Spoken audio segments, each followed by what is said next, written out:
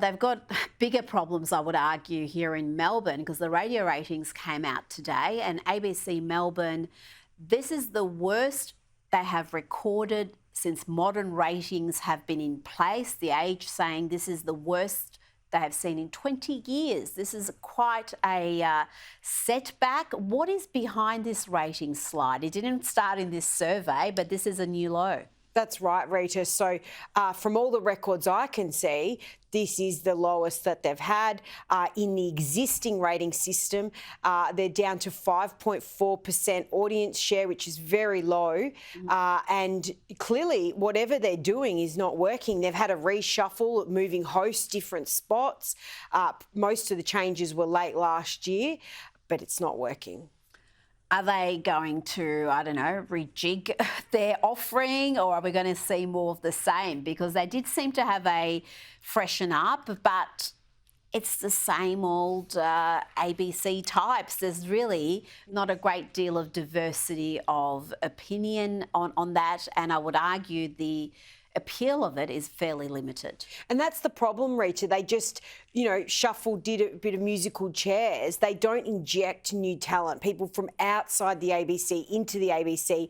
It's just a reshuffling of staff they have. And I think this is proving a problem because their stations are feeling it right across the country, but particularly in Melbourne.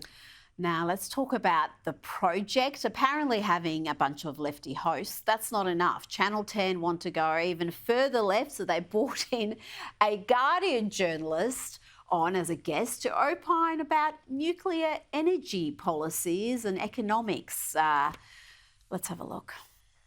Because we keep talking about it being, a cheaper source of zero carbon energy, in which case right now, yes, it is. But the reality is, as we move forward, it's not going to be the cheaper source of energy.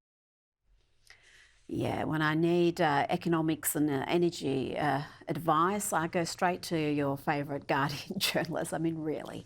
But tell me about the project, how they're travelling. We're hearing about Q&A, another program designed for lefties being in peril. There's talk about it not coming back for another season. How are these shows travelling in the current environment? Well, they've changed the whole rating system, Rita, so it's hard to compare apples with apples. But we do know that free-to-air television has struggled in recent years, particularly with the growth of streaming.